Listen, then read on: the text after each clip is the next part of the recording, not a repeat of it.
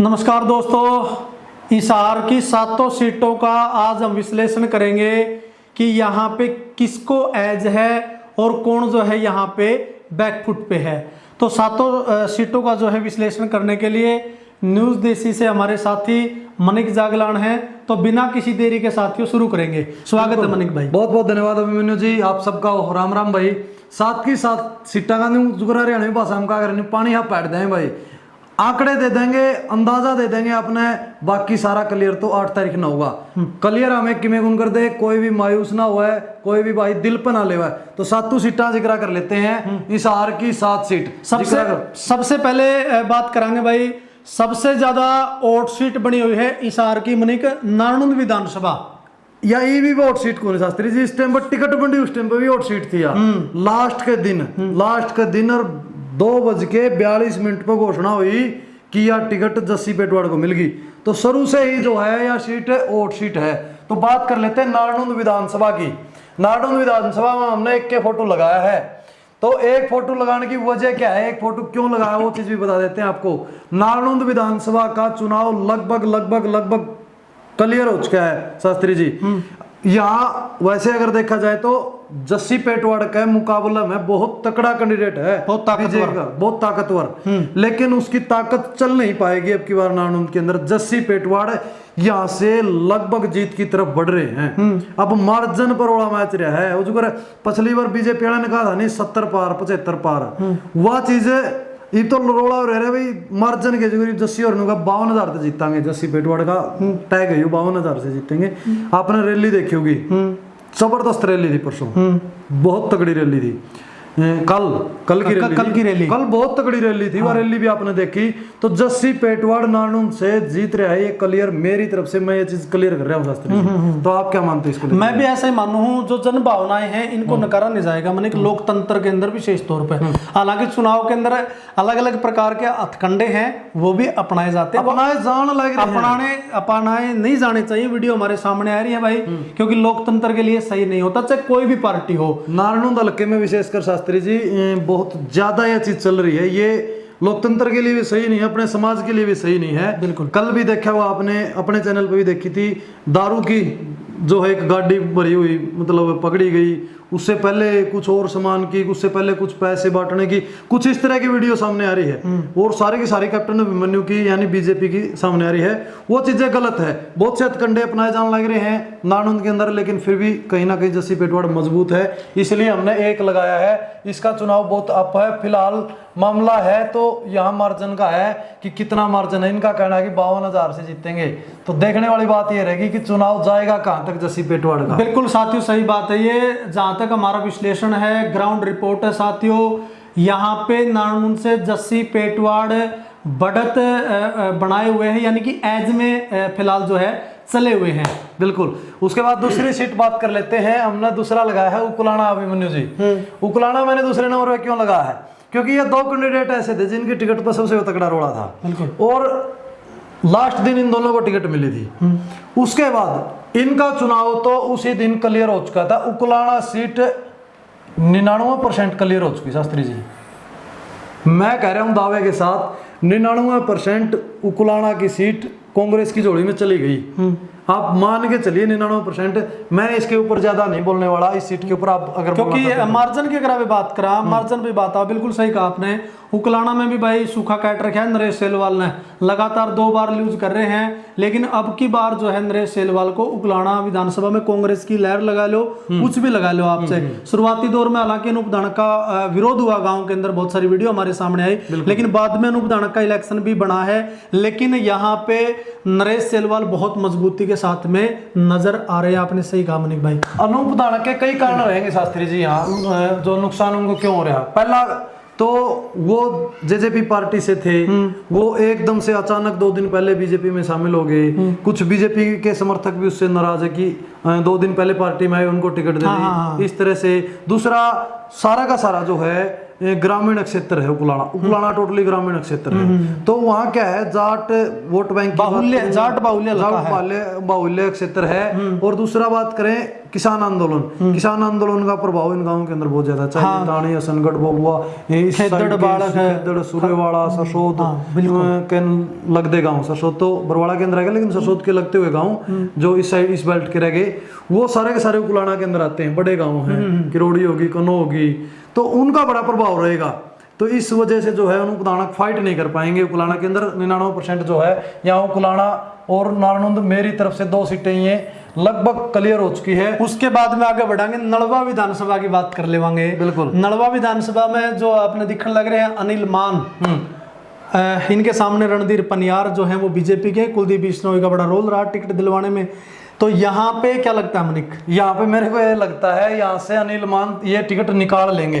उसके पीछे कारण है, वो क्षेत्र भी किसान आंदोलन से प्रभावित क्षेत्र रहा है। बहुत बड़े बड़े गांव उसके अंदर जो है किसान आंदोलन से प्रभावित रहे हैं। दूसरा क्या है, एक लहर कांग्रेस की जो बनी हुई है। तीसरा क्या है, इसके अंदर क्या है, रणबीर सिंह गंगवा को बरवाड़ा के अंदर भेजने के पीछे कौन, कुलदीप बिश्नोई। और कुलदीप बिश्नोई का ही जो है आदमी चुनाव लड़ रहा है, रणधीर सिंह पनियार, जो पहला जो है राइट हैंड उसका बताया जा रहा है। और है भी, आप भी देखते हो। बिल्कुल अड़क के टिकट मांगी रणधीर पनियार के लिए। पिछली बार कांग्रेस से टिकट दिलाई थी रणधीर पनियार को, कुलदीप बिश्नोई नहीं दिलाई थी। तो अब की बार बीजेपी से टिकट दिलाई है। तो वहाँ जो है किसानों का भी प्रभाव रहेगा और रणबीर सिंह गंगवा का भी प्रभाव रहेगा। तो अनिल मान यहाँ चुनाव जीतेंगे। दूसरा भी वजह बता देता हूँ आपको मैं, कांग्रेस के जो प्रत्याशी थे जो टिकट मांग रहे थे पहले, जिस तरह सबसे बड़ा चेहरा संपत सिंह था, हाँ। और ये थे अपने चंद्र प्रकाश थे, ठीक है, ये मुख्य चेहरे थे वहाँ। और मनोज माही था, 1-2 चेहरा और था। तो वो जो है ना, वो नरेश मलिक था, वो सारे के सारे कैंडिडेट अनिल मान मनाने में कामयाब है और सारे इनके साथ बड़े दिल से लगे हुए हैं। ये इसमें दीपेंद्र सिंह हुड्डा और खुद भूपेंद्र सिंह हुड्डा इनके चुनाव प्रचार में आए और सबको बड़ी जो है सख्त आदेश देके गए कि अनिल मान का सपोर्ट करो, सहयोग करो, इसको जिताओ यहाँ से। तो कहीं ना कहीं इसका फायदा इनको मिलेगा।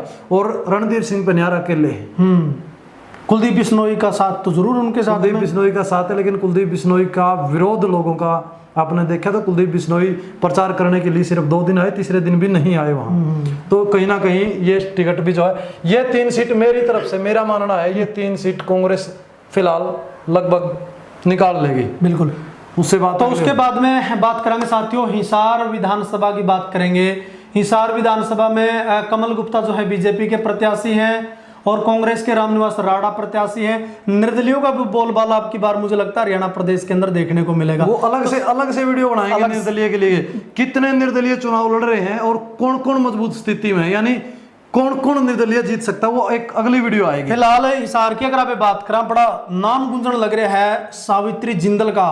बीजेपी ने टिकट नहीं दी, टिकट मांग रही थी सावित्री जिंदल, लेकिन निर्दलीय कूद गई मैदान में। और सावित्री जिंदल मैं आपको बता रहा हूं, मनिक, आप विश्वास मानिए, बहुत मजबूती के साथ में आगे बढ़ रही है। अगर आप हिसार विधानसभा की बात करा, मैं इसको डिक्लेयर ही करता हूं यहाँ। अच्छा, मेरे आंकड़ों के अनुसार, देखो कोई साथी इस चीज को दिल पे ना ले, मैं आंकड़ों के अनुसार मेरा मानना है कि सावित्री जिंदल यहाँ बहुत अच्छी बढ़त बना करके चल रही है। और सावित्री जिंदल की ये टिकट आप लगभग फाइनल मान के चलिए, सावित्री जिंदल यहाँ से चुनाव जीतेगी। हिसार के अंदर एक निर्दलीय चुनाव जीतेगा, वो सावित्री जिंदल। ठीक है, ये क्लियर है। उसके बाद में बड़ी हॉट सीट बनी हुई है आदमपुर विधानसभा की, हम बात कर लेवांगे। भव्य बिश्नोई और चंद्र प्रकाश आमने सामने की टक्कर है, बिल्कुल, दोनों के बीच में। तो यहाँ के समीकरण क्या बोलते हैं मनिक? यहाँ के समीकरण वैसे तो हमने स्पेशल इनकी एक वीडियो बना रखी है दोस्तों, आप वो देख सकते हैं।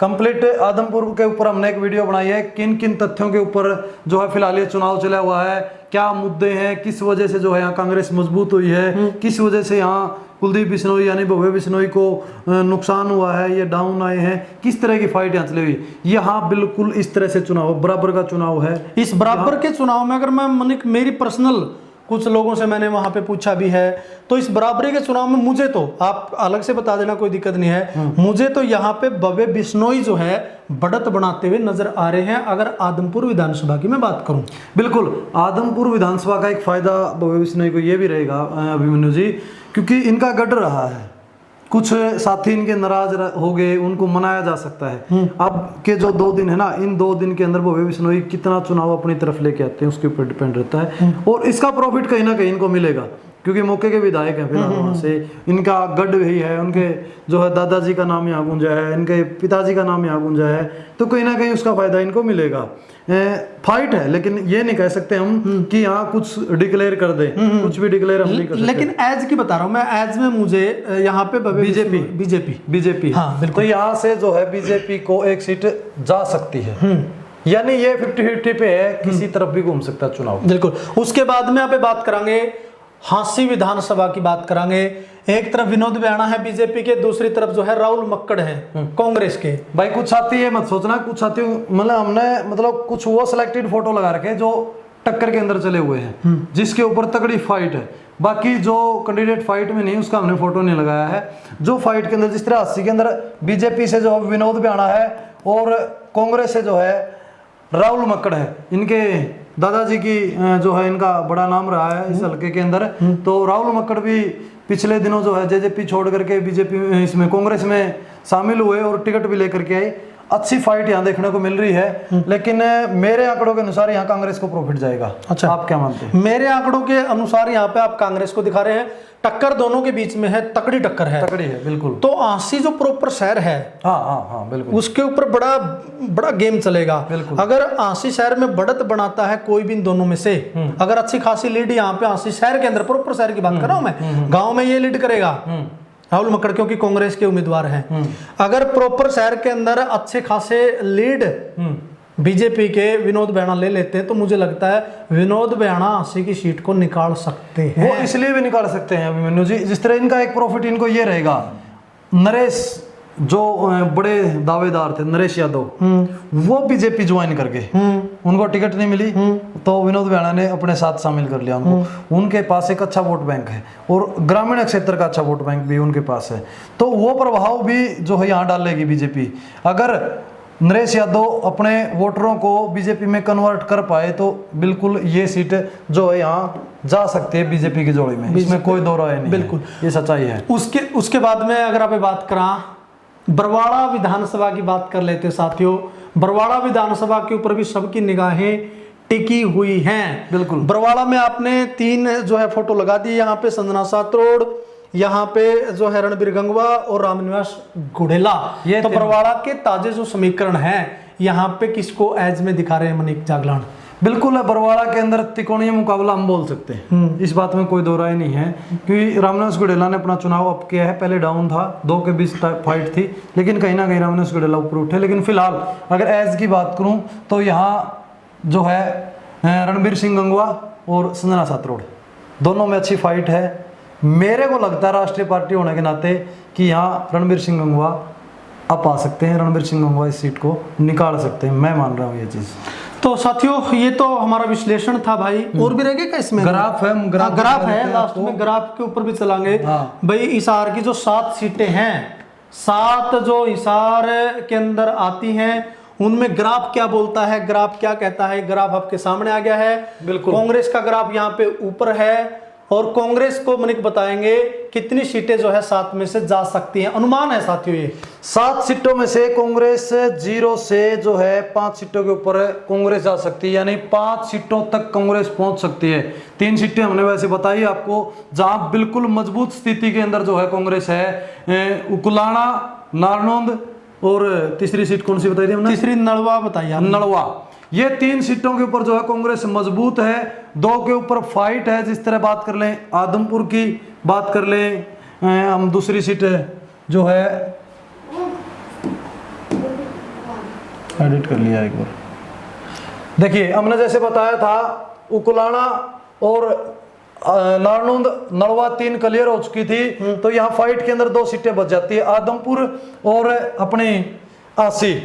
ये सीटें भी जो कांग्रेस निकाल सकती है, यानी 7 सीटों में से 5 सीटों पर जो है कांग्रेस जा सकती है। पहली सीट मैंने दोबारा रिपीट कर देता हूं मैं, नारनौंद और उकुलाना, नलवा 3 सीट क्लियर है, 2 सीट 80 और आदमपुर यहाँ अप डाउन होगा, इसलिए यहाँ पे नंबरिंग दी गई है कि 0 से 5 तक पहुंच सकती है। बिल्कुल। ये कांग्रेस का मेरा आंकड़ा, अपना दोनों का मिलकर के आंकड़ा हमने जो बनाया है, हमारा ये आंकड़ा बैठता है भाई। उसके बाद में बीजेपी का जो ग्राफ है 7 सीटों में से, वो यहाँ पे दिखाया गया है 0 से 2 सीटें जो है बीजेपी 7 में से ले सकती है कहीं ना कहीं। बहुत डाउन आई है बीजेपी अभिमन्यु जी, अगर पिछले चुनाव की तुलना में बात करें तो बहुत डाउन पे चली गई, क्योंकि देखो हिसार की सीट लगभग बीजेपी के खाते में चली जाती अगर सीट सावित्री जिंदल को दे मिलती। बिल्कुल, तो वहां गलती हुई तो वो सीट उन्होंने खोली। तो अब 0 से 2 क्यों है? 0 से 2 इसलिए है 80 के अंदर फाइट है, 80 के अंदर टिकट आ सकती है। चांसेस पे बात करें, बिल्कुल ठीक है, लेकिन 80 से कम चांस है। 80 से ज्यादा अगर बात करूं तो मैं आदमपुर के चांस और बरवाड़ा, ये 2 सीटें यहाँ 2 भी हो सकती है या 1 भी हो सकती है और यहाँ 0 भी रह सकती है, ठीक है। तो ये जो है बीजेपी का अब की बार आंकड़ा है। हो सकता है आदमपुर की 1 सीट आए तो 1 में जाएगा आंकड़ा, और बरवाड़ा जीते तो 2 में जाएगा आंकड़ा। हमारा अब मानना है कि 2 तक ही रहेगा। तो ये आंकड़ा है 0 से 2 तक जो है यहाँ बीजेपी सीट निकालेगी। उसके बाद में आईएनएलडी की बात कर लेवांगे। आईएनएलडी की यहाँ पे 0 से 1 सीट जो है दर्शाई गई है, वो कौन सी सीट है? बरवाड़ा के अंदर पूरे चांसेस यहाँ जो है आईएनएलडी के दिखाई दे रहे हैं। आईएनएलडी प्लस बीएसपी है भाई, कोई भाई ये ना कहें, Bahujan Samaj party plus INLD, ये दोनों सीटें हैं। दोनों जो पार्टियां हैं, गठबंधन का अपना उम्मीदवार इन्होंने बरवाड़ा से उतारा है और बरवाड़ा के अंदर ठीक ठाक मौजूद स्थिति है। हो सकता है यहाँ 0 भी रह जाए और हो सकता है वो सीट जीती तो यहाँ जो है आईएनएलडी और बीएसपी को एक सीट जो यहाँ मिल जाए। इसलिए ये हमारे कयास है, ये हमारे अनुमान है कि यहाँ 1 सीट हो सकती है। बिल्कुल जी। तो ये तो साथियों हमारा यहाँ पे नहीं, अन्य बच गई, अन्य कमाल कर रहे हो। इस चुनाव के अंदर अगर अन्य की बात ना हो, ऐसा हो सकता है इस चुनाव के अंदर अन्य पिछले चुनाव के ज्यादा आएंगे। बिल्कुल आप देख लेना ये चीज। तो अन्य की भी हमने 0 से 1 सीट दिखाई है, और मान के चलिए आप 0 से 1 सीट जो हिसार की सीट है वो जो है अन्य के अंदर जा सकती है। वो हिसार जो है यहाँ जाती हुई नजर आ रही। मेरे को तो आपका क्या मानना है? बिल्कुल, ये बिल्कुल सही बात है, क्योंकि जैसे समीकरण बैठने लग रहे हैं तो हिसार की जो सीट है वो सावित्री जिंदल के पक्ष में जाती हुई नजर आ रही है। तो दोस्तों, साथ के साथ जो हिसार की सीटें थी उनके ऊपर हमने ये जो है आंकड़े जुटाए और उनका जो है विश्लेषण हमने किया, किस प्रकार किन मुद्दों के ऊपर क्यों कौन कहां से जीत रहा है, सारी बातें हमने की। अगर इस पे आपका अच्छा रिस्पॉन्स रहा तो हम और बाकी जो सीटें हैं कोशिश करेंगे आज शाम तक आपको सारी की सारी सीटें के ऊपर विश्लेषण करके बताएं। अगर इस वीडियो का अच्छा रिस्पांस रहा तो कमेंट में राय रखें अपनी, और वीडियो को शेयर करें, और चैनल पर जो साथी नए हैं सब्सक्राइब जरूर कर दियो। आपका बहुत बहुत धन्यवाद। हमारा भाईचारा और प्यार प्रेम जो है आपस में बना के रखियो भाई, वो सबसे जरूरी, वो जरूरी है। बहुत बहुत धन्यवाद साथियों। जय हिंद, जय भारत, जय मेरा हरियाणा।